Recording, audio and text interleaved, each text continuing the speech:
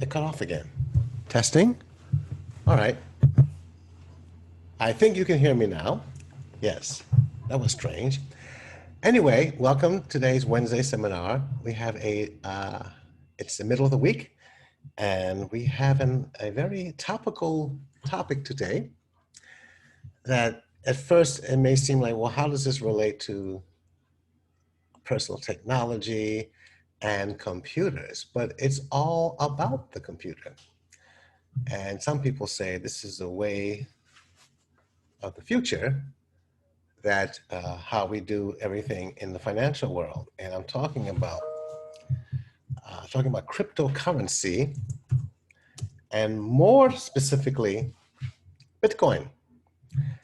I'm sure you have heard of Bitcoin. It's constantly being mentioned in the news, unless you don't watch the news or maybe any financial news. But if you're looking at anything financial or anything in terms of technology, you have to have heard about it because they made these big announcements recently how a lot of these big companies, PayPal and some of the hotels and Amazon and other retailers are accepting Bitcoin as legal tender, as a way for you to buy things as actual money. And it's kind of an odd thing because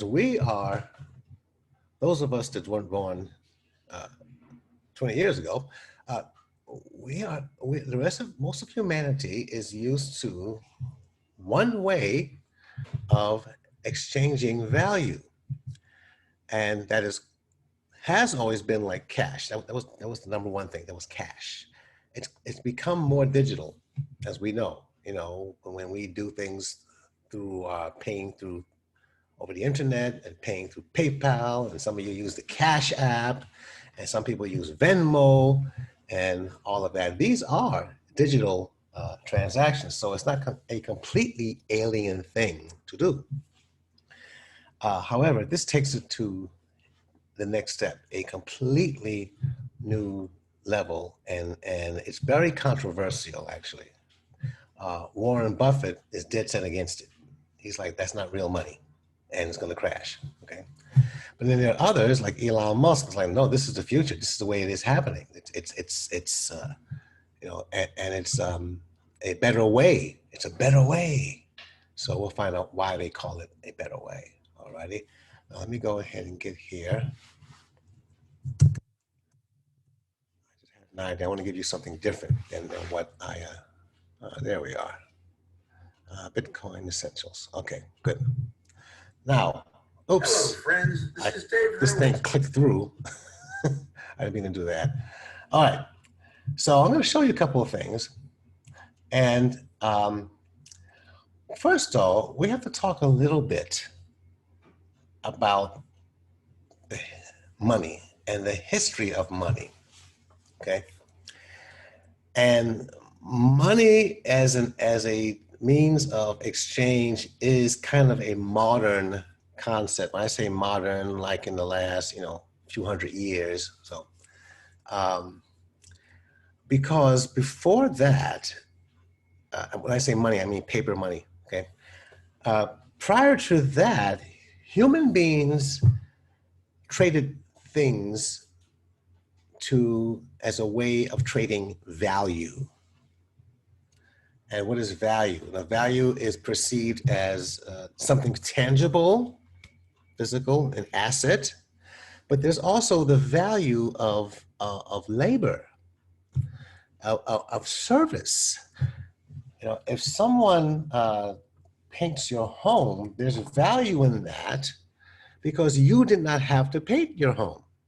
And if someone is very, very skilled at painting and knows what they're doing, and they've taken the years of training and years of practice and trial and error, and has become an expert painter. I was on a Zoom call recently with some other people that were writers, and this one man, his day job, so to speak, he was a contractor.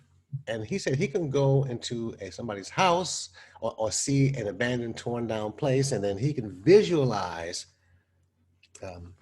or somebody's room is totally messed up, the walls or whatever, he can visualize and see exactly the way to make it beautiful and what has to be done. And because of his intuition, but also his skill at doing it over decades, it's going to be a beautiful work of art when he finishes what he's done for the people. Now, people are going to pay for that because there is value in that, the energy he put into it. I heard a minister say one time that actually a spiritual teacher say that money is energy. It represents energy and the energy of value. So get too far into the woods with that, but so that's what that means. So now why am I talking about this? Because you had to find tangible ways of making this value something that somebody would, go back here, trade for or give you for. So what did we do how do we do that? Well, what do people have? They had farms, okay? And they had wheat, and they had animals, they had livestock. Let me show you a picture of that. Where's my RingCentral thing? There it is. Okay, let me show you that. Okay, here we go. Right? So we had, people traded stones, people traded animals, people traded what the animals produced, whatever they could find. And then if they found the grains, and then it was a big thing with, coins came along later. But the ultimate thing was always gold and diamonds. Now, why gold? Why diamonds? Why are diamonds valuable? They are shiny rocks. They're shiny rocks, shiny stones. Well, why are they valuable? Why do people go through all kinds of activities to get them, and will steal them and rob and kill you for them? Okay? Because they are rare. If something is rare, it has value. And it's pretty. It's pretty and it's rare. It's desirable and it's rare. So therefore, people assign value to it. Gold is shiny and rare.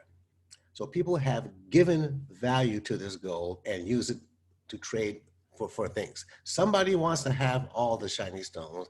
Somebody wants to have all the gold. The gold in of itself does nothing. It's a very hard material to work with. It's not as good as iron as far as building things and welding things and stuff like that. It doesn't really, it's just because it's pretty, right? So now, what does that mean? That means all this value is in our mind. We decided. If somebody decided one day, if somehow some grand poobah somewhere, diamonds are of the devil, and you should not want them. They are bad and of no value. Well, and that thought went out to the entire world.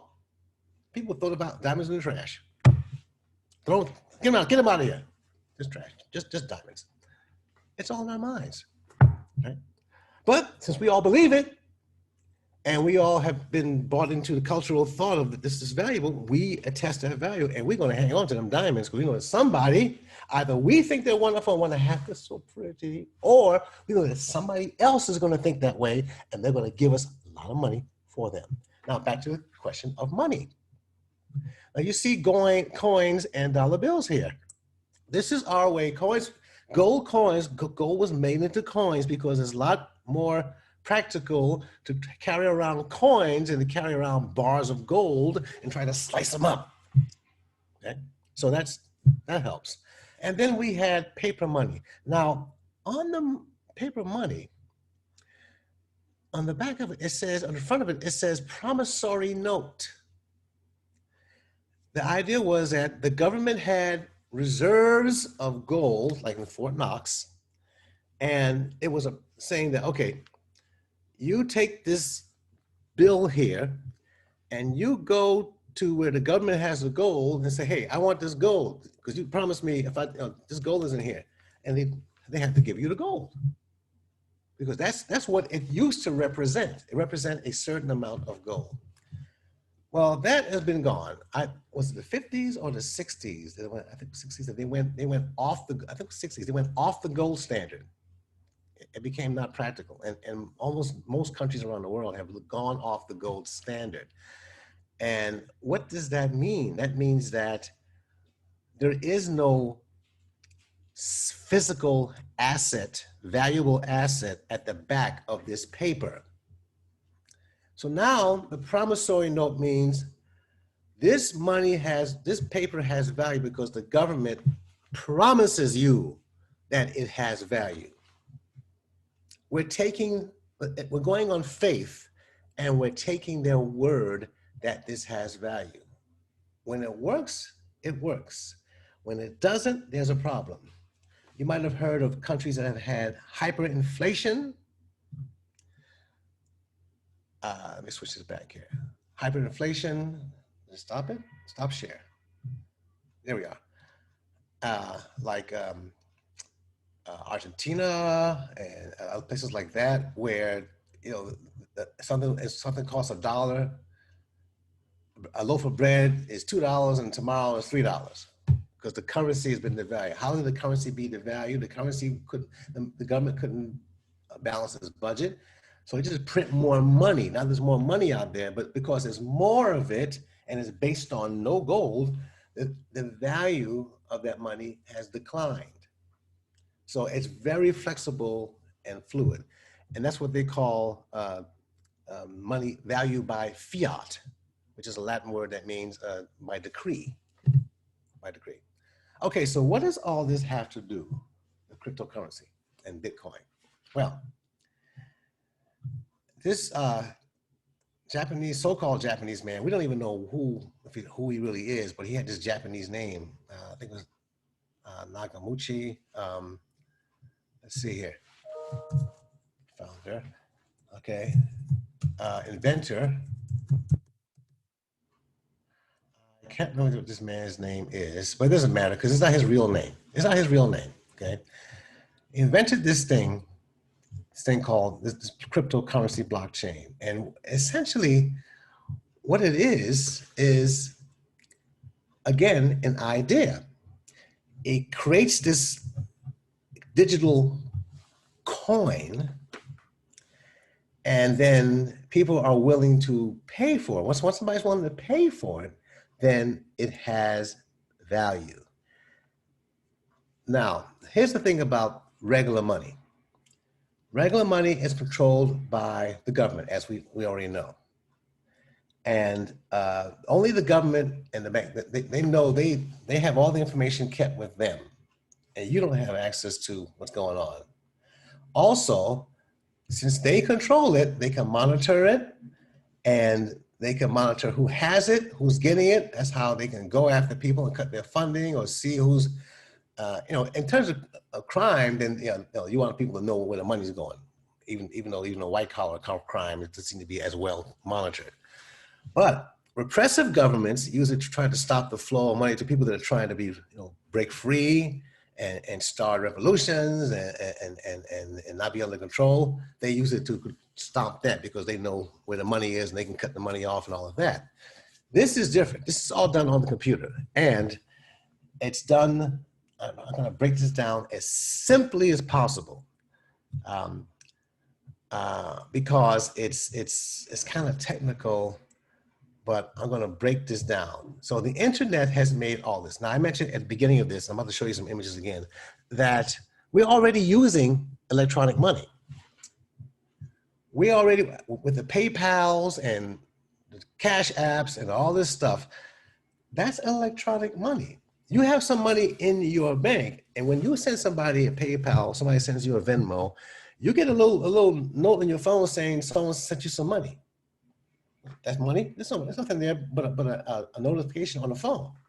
But then you can, and if you leave it there in that app, you can use it to buy things, or you can transfer it to your bank so it shows up in your bank as a number on a computer screen. It's really numbers on the computer screen. Well, how do these numbers on the computer screen translate into real money? Well, when you place an order with Amazon on the web on your computer, and something physical shows up in your house a couple of days later, that lets you know that was transformed into real money, real value, okay? So let's look at this thing called blockchain. And I'm gonna show you a little film here that can give more detail than I can. Let's go here, but not too much. You know, it's with technical things, you don't want to have people's eyes roll up in the back of their head. This is Dave. Shut up, Dave. Okay. Sorry, Dave. He's just showing up when I don't want you to be there. Okay, so let's go here. Cryptocurrency. Kind of, sort of crypto. Kind of, sort of money, all right? Now, let me get here. And this is for... So first things first, and now Bitcoin. No. Wrong one. I'm sorry. I pressed wrong. I'm going to show you. I want to see till I show you. Bitcoin has been one of the most talked about investments on. All right. So this is a little heavy, but I will show you some of it and then we'll get back to it. All right. And then how it pertains to you. So let's switch over. Ring Central, where are you? There you are. And let's go. Over the past couple of years. It's made a lot of people rich, but guess what? It's also made quite a few people poor. The reason being is because they're uneducated. Wait a minute, are you seeing this? I don't think you're seeing this. Okay, well, you are seeing it. Normally it has a green border around it when it's active, but I don't see the green border. Let me minimize everything else because I want to make sure you're actually seeing this. Okay, so yeah, see, there's no green border here. All right, let's do this. Let's do that one. All right, let's go back to this one. All right, new share, Bitcoin. Okay, it says it says it's being viewed. This is so weird. About the investment that they've... I see a green border around me. Okay, you all will put in the chat if you're not seeing this, okay? All right. Bitcoin has been one of the most talked about investments over the past couple of years. It's made a lot of people rich, but guess what? It's also made quite a few people poor. The reason being is because they're uneducated about the investment that they've made. And that's the whole point of this video. I want to give a beginner's guide to Bitcoin so that you're actually educated before you choose to make the investment or not choose to make it. We're going to go over the 4 key questions related to Bitcoin in this video. 1, what is Bitcoin and what makes it so powerful? 2, is Bitcoin going to be the future adopted cryptocurrency? 3, how do we go about investing in Bitcoin? And 4, is Bitcoin actually a smart investment to make? Can I earn a lot of money here or am I just going to lose it? What's the story?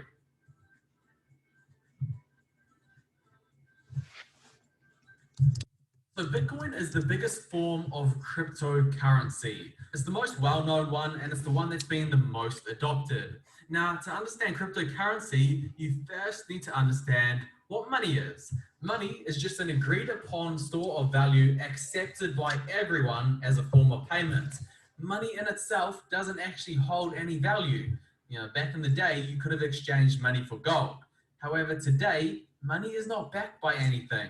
The only thing that makes money valuable is the fact that we've all agreed and accepted it as a form of payments. Now, the problem with money is that first, it's centralized. It's controlled by the government and the central bank. This means with the dollar or any other currency, you're entirely at the whim of their choices. If they choose to constantly print money, which is what they're doing, and devalue it, you don't really have a say. Your hard-earned money in the bank gets eaten away by inflation and worth less. Another problem is if you choose to send money overseas, you get hit with exchange fees and exchange rates. If you choose to make transactions, again, you're often hit with more fees. The great thing about a cryptocurrency like Bitcoin is it solves all of these problems. First, it is not centralized, it's decentralized. You don't just have to rely on one central bank's ledger of keeping track of everyone's money. which none of us can see, Bitcoin, every computer that participates in the system keeps a copy of the ledger. So it's basically impossible to take down the system because you'll have to take down thousands of computers who keep a copy of the ledger. So it's safer, everyone can see it, transparent, not one central authority has control over it, and arguably the most important is it's protected against inflation. With Bitcoin, there's only 21 million total coins in the system, so you can't print more and devalue it. So you look at all of the problems that is associated with currency, fiat money, and cryptocurrency solves all of it. But that brings us on to the question,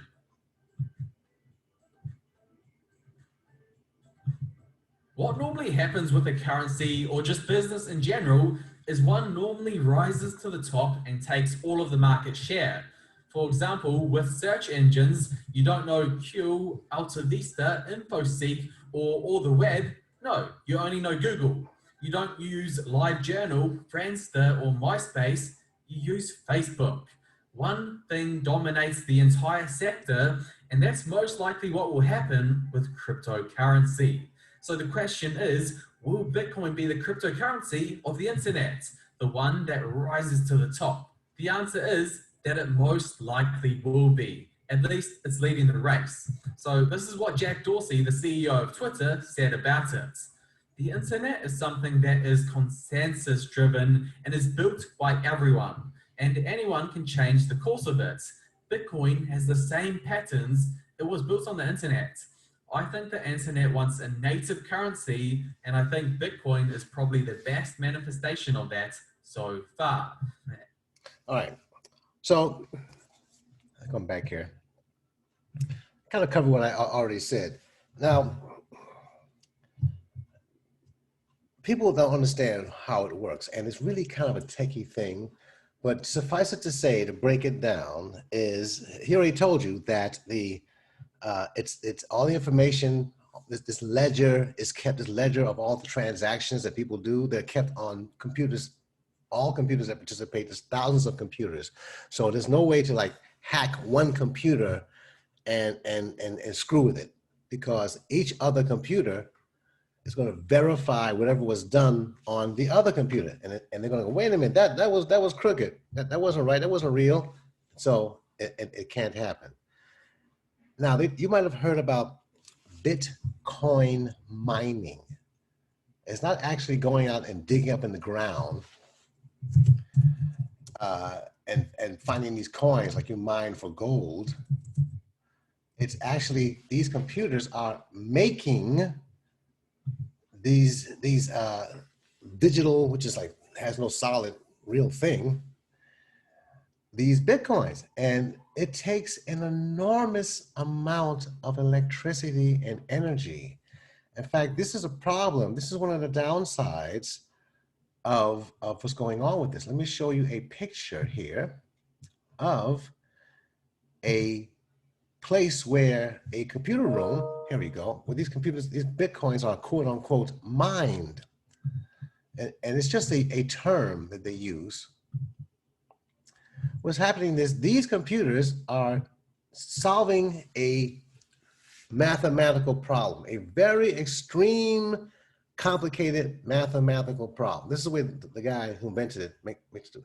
When the computer solves this mathematical problem, then it gets to get a Bitcoin or create a Bitcoin, and there's value to that. That's why they call it crypto mining, right? And it all represents something. Now, because these computer problems are so complex, it takes, as you see here, rows and rows and rows of computers sucking up trillions of gigawatts of energy, of electricity, that in some cases could be used to power whole cities. That's how much electricity is being used up for this virtual money and currency. Now, they are very expensive, okay? Some of them go as high as hundreds of thousands of dollars, millions of dollars each, but because the value has risen. But you can buy tiny slices of a Bitcoin. Now, Bitcoin's not the only one. There are others. There's Ethereum. There's a whole bunch of them out there. But you get to buy a tiny slice of it, and then that becomes, and then that increases in value. Now, I've been hearing about this back in the late, was it 2008 when it started, 2007, and it was a big deal, and then it went up, and then you heard about this a few years later, and it all crashed. People had lost all this money.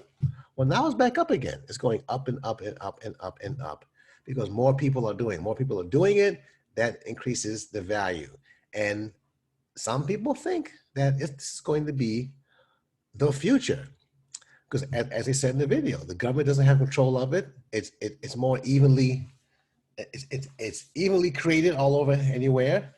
And everybody knows what's being done. Everybody knows what the value is. It is transparent. And there are people in countries, probably some parts of Africa and other places where they don't have a lot of infrastructure or they don't have a lot of economy, but people do have cell phones.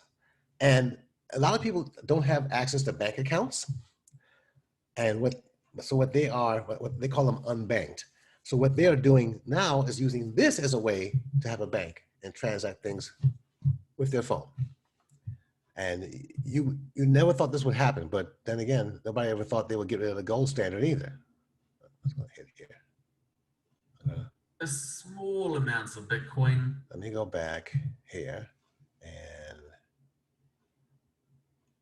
continue. I skipped ahead. What time is it now? Okay, but we're good on time. All right, let's go here and new share and back to this. All right. In that it's an exchange of value. And right now, Bitcoin is the closest to getting this done. Most people haven't heard of Litecoin, Dash, Monero, Ripple, but you ask people on the streets if they know Bitcoin, and it's likely that they do.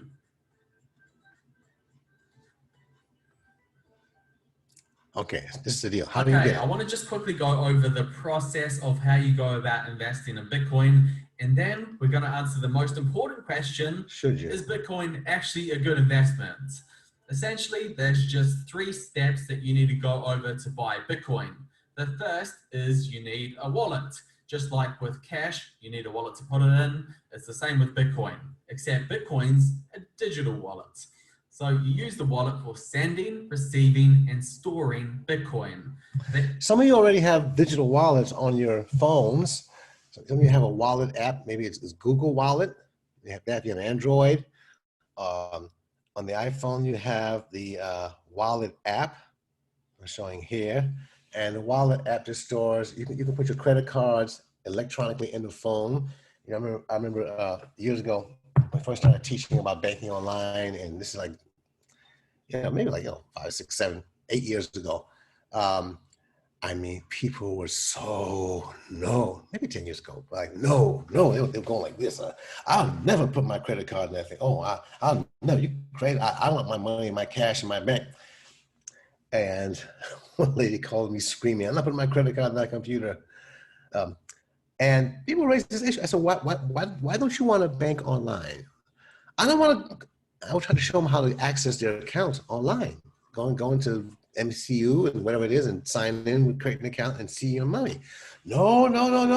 I don't want my money online. I don't want nobody. No, I'm not doing that. I don't trust it. And I explained to the class, your money's already online. The banks trade all this stuff online. So by you not having access to your money online means the only person that doesn't have access is you.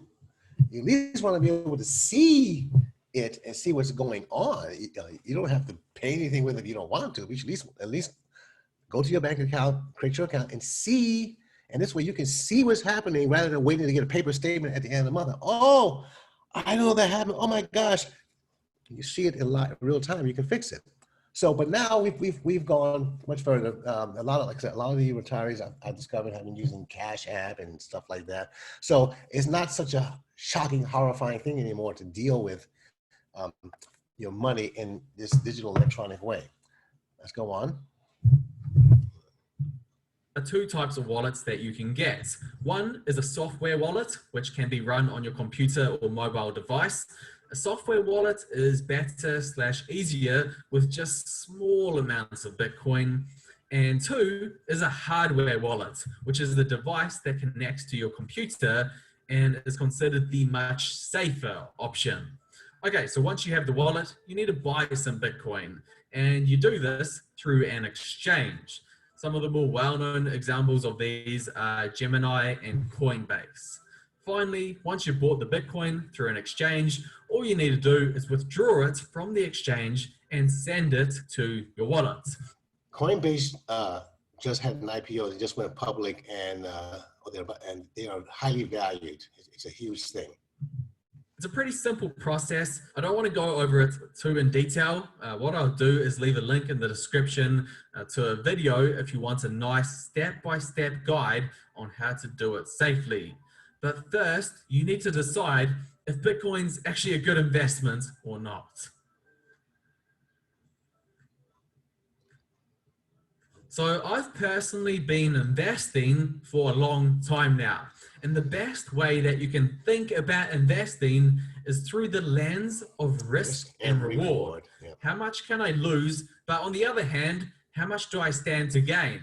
And what are the chances of each? So let's start with the risks of Bitcoin. And I'm going to be honest and upfront, with Bitcoin, there is a chance that you lose everything.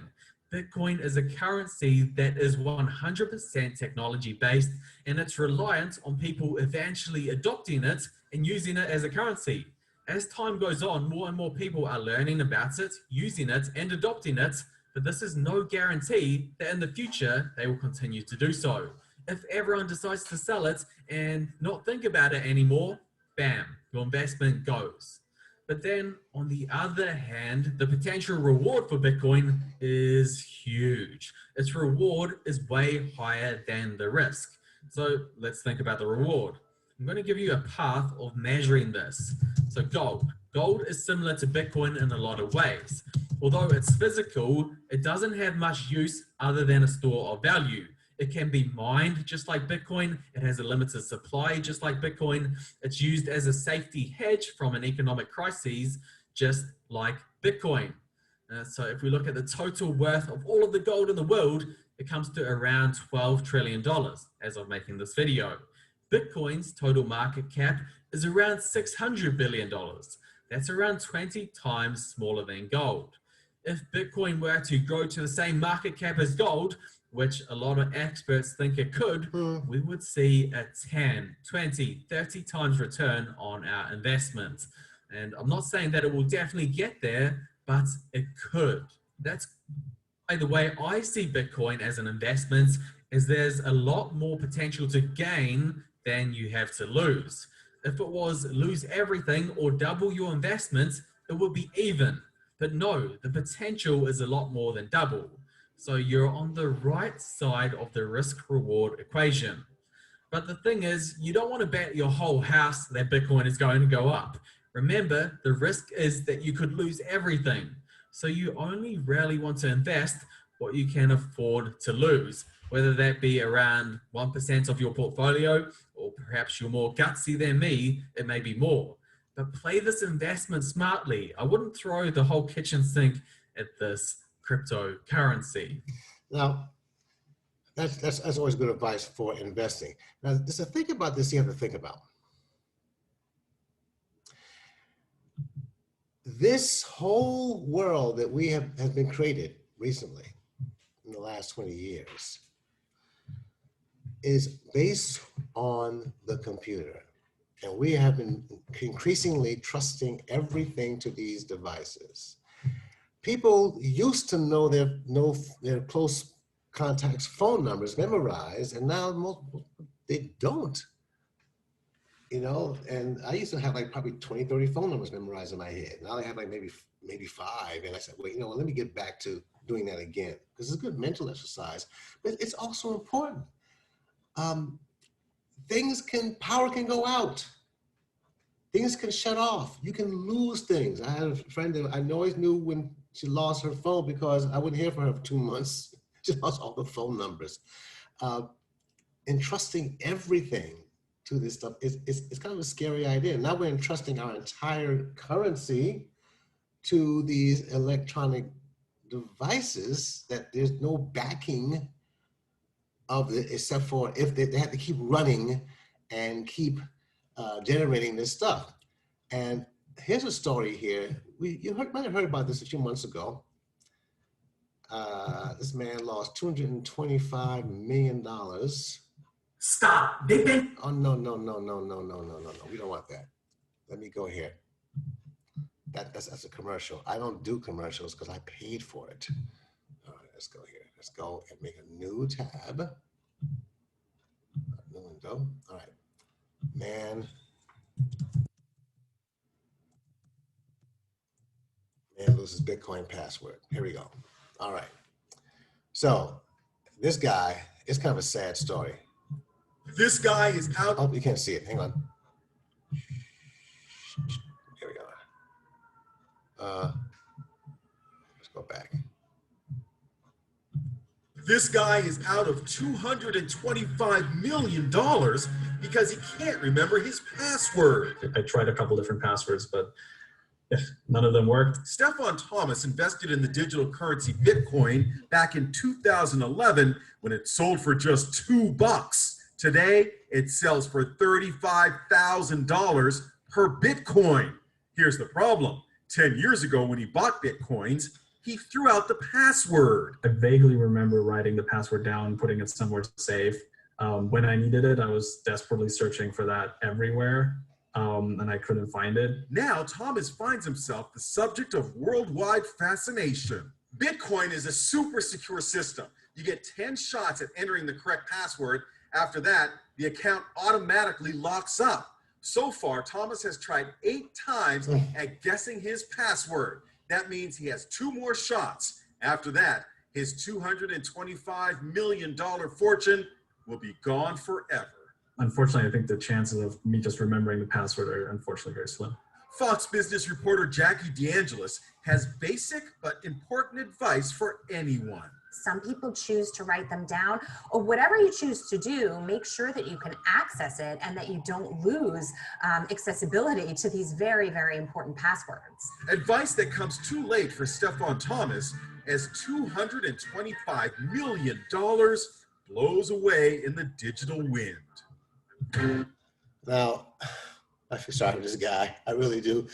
But that reminds me, remember those old cartoons, Warner Brothers cartoons, when somebody would do something really stupid and they would put this contraption up with a rope and a wooden pulley, a pulley and a wooden like a harness thing, and then on the other end, bottom of it, they had a boot, and they would stand there and pull the rope, and the boot would kick him in the butt over and over and over again. He's probably doing that now. And this is, now those of you who have been to my classes when we had the real ones, and how much a proselytizer I have been about passwords and about saving your passwords, about putting them in some password vault, or if you don't want to use one of these digital things, write it down in a book and lock it away in a safe, because, whoo, man, $225 million. That's so, but that's what I was talking about. Like, this stuff is so fleeting. Like, if he had it in a safe deposit box and he lost the key, there'd be some way for him to recover. They would let him bring up his papers or find and prove that he was the one and verify he would still have access to get his stuff. But this, nope. Because that's the only way to keep it safe, is to not let anybody get in some other way.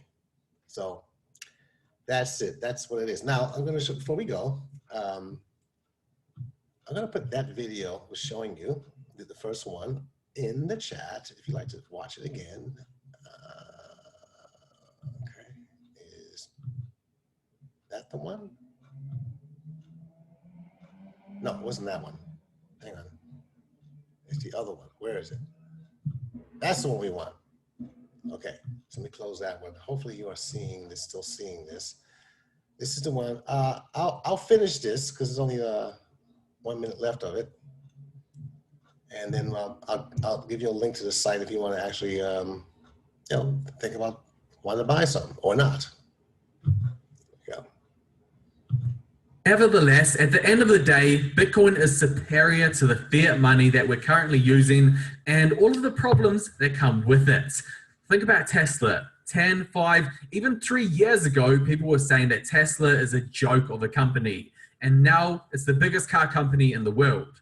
Why? Because it had superior technology and was creating a better version of transportation. It's the same thing with Bitcoin compared to the flawed money system that we're using. It's just better overall. And if you look at the times that we're in, they're very abnormal. You've got the Fed printing trillions of dollars every year, devaluing the dollar by the second. You've got governments with more control than ever, with the lockdowns, businesses being shut, crazy politics. Bitcoin, it doesn't rely on any one institution. So it may not be the dumbest idea to have some investment in it. Your future self might thank you for it. And that's the way I kind of see it. Don't throw everything out and go, I'm doing Bitcoin forever. You know, have some cash, take some money that you would normally use when you go to the casino. I'm going to go play this in casino and know some money that you have here. You know, I'm going to have fun. I'm probably going to lose this money, but I'm going to have fun. You can take that and buy some Bitcoin. And that way, yeah, you're not going to be hurt at the end of the day. This guy put $2. Well, I don't know how many he bought for $2, but whatever it was. But he didn't spend a whole bunch of money, right? And would have been nice. You know, Shakespeare has a saying, one of his plays. This is a powerful thing. He said, "Of all the sad words of song and pen, the saddest are these. It might have been." Ooh. So here is a little site that you can read more about it. How to buy Bitcoin, 5 easy ways. Let me switch this over before we wrap this up. Okay. You can get the wallet. You can find a trader, choose the Bitcoin wallet, and I cannot vouch for any of these. I haven't bought any of this yet. You can buy a fraction of a Bitcoin, 0.1 or 0.000.23. You can buy Bitcoin worth $1,000 or $10,000. Know that a lot of people were buying Bitcoin, thought of buying Bitcoin when it was $300, and then when it went to $3,000, everybody made the excuse saying it's too costly, and they missed it. All right. So here's a link here that says buy Bitcoin now. This is coinsutra.com, and you can buy some with your credit card. You choose the amount to buy. You pay with a credit or debit card. Store your funds on cex.io or draw anytime. I guess this is an exchange here, a registry. Crypto market can rally at any time. Be ready. Then there's, of course, there's Coinbase. That's the one that just went public. Coinbase.com. You get $5 of free Bitcoin for signing up. I will probably, when I do it, I'll probably do with this. Like I said, I'm going to buy just a little teeny little, and just let it sit there. Earn up to $39 worth of crypto. There you go. Okay. So yeah, this is the big one that is, no, it's not the only one, but it says it's the most trusted, most secure storage, protected by insurance. Cryptocurrency stored on our services covered by insurance. That's not saying that the value is insured. You know, any kind of thing you buy like this in trading, it's not, the value is not insured. But whenever you bought, whatever you got, it's stored there and is safe, just like you have it in the bank. You know, and whatever the value it is the value it's going to be. That's just how it goes. So that is Coinbase. There was a video here, how to buy and sell Bitcoin. There are various different ways to buy and sell Bitcoin and Bitcoin Cash. Some methods are fast, some are easy, and others are more private. Before you can buy Bitcoin or Bitcoin Cash, you first need a place to store it. The easiest way to do that is with a wallet app on your smartphone. You can download the Bitcoin.com wallet for free from wallet.bitcoin.com. The Bitcoin.com wallet lets you easily and securely store two versions of Bitcoin: Bitcoin Cash, which has the ticker symbol BCH, and the version that most people still refer to as just Bitcoin, which has the ticker symbol BTC. Once you have the app downloaded, you can buy Bitcoin and Bitcoin Cash in any of the following ways.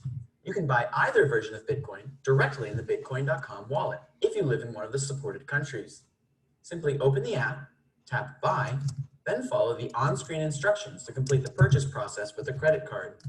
You can buy small amounts instantly, and after verifying your identity, you'll be able to buy larger amounts in-app too. The coins you purchase will be sent directly to the Bitcoin.com wallet. Another easy way to buy is through the Bitcoin.com website itself. Head to buy.bitcoin.com and you'll be able to purchase both Bitcoin and Bitcoin Cash, along with a collection of other popular cryptocurrencies. After entering the amount you'd like to buy, you'll provide the wallet address where you'd like us to send the cryptocurrency you're purchasing. Then, after verifying your identity and providing payment information, the coins you purchase will be sent to the address you provided. Cryptocurrency exchanges are another popular option for buying and selling Bitcoin and Bitcoin Cash. After creating an account and depositing funds, you'll be able to trade them for Bitcoin or Bitcoin Cash by placing an order, and then letting the exchange take care of the rest. The same goes for selling. You can simply trade either version of Bitcoin for your local currency or a different cryptocurrency. Because no exchange is perfectly secure, we recommend moving any cryptocurrency you buy on an exchange to your own wallet when you're done trading. If you want to trade cryptocurrencies and tokens, you can visit exchange.bitcoin.com to get started. If you're looking to buy Bitcoin or Bitcoin Cash privately, a peer-to-peer exchange might be right for you. This kind of platform connects you directly with buyers and sellers. You can join our peer-to-peer exchange by visiting local.bitcoin.com. Creating an account is fast, private, and free, and purchases can be made using cash in person, online bank transfers, and numerous other payment methods. Just browse the platform, and if you see an offer that suits you, open a trade. If you're buying, you'll provide the seller with your wallet address, and the coins will be sent to you after you make the payment. If you're selling, you'll send your coins to a local.bitcoin.com address, and when you confirm that you have received payment, the coins will be released to the buyer. When selling, be sure that the payment you receive will not be reversed, which can happen with certain payment methods like PayPal. Local.bitcoin.com only supports Bitcoin Cash. If you liked this video, be sure to watch our other videos or visit us at bitcoin.com. Okay, so bitcoin.com is that's that site. That's not the official site of all Bitcoin. It's just a company that helps you buy it, and they were smart, way ahead of the time, and bought the website website address bitcoin.com. Okay, you get one like that, man, and I bet you if somebody wanted to get that name from them, they'd probably charge them huge amounts of money to get that name from them. But that's how it goes. All right, so this is not an endorsement. This is not an encouragement. This is not financial advice. This is just letting you know what it is and how it works, and showing you how, if you want to find out more, do more, that's what it is. Okay, so I hope you found this interesting and this information. And as I said, it was a little bit outside what we normally do, but this is what's happening in the world of technology and computers. And that's it for today. So we will be seeing you next week at this time. It's our monthly, this is going to be about your benefits submission forms, and that's going to be how to use the LEAP file on the New York City Office of Labor Relations website to submit forms to the health benefit program. I'll be doing that, and we'll be joined by Linda Hogan. So be here next time. If you haven't seen this before, or you want to see it again, be here next Wednesday at 11 a.m. And until then, folks, you all have we have a trip tomorrow too. We have a boat ride. Until then, folks, as always, continue to be safe, healthy, and be happy. This is Victor Carr signing off.